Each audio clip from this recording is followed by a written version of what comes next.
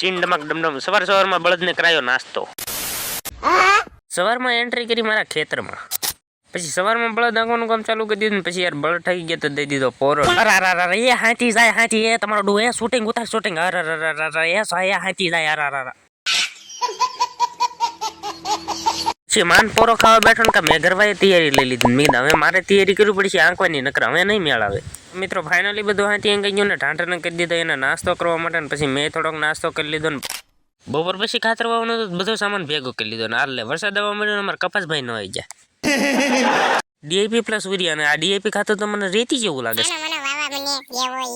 પછી કર્યું ખાતર વાવવાનું ચાલુ।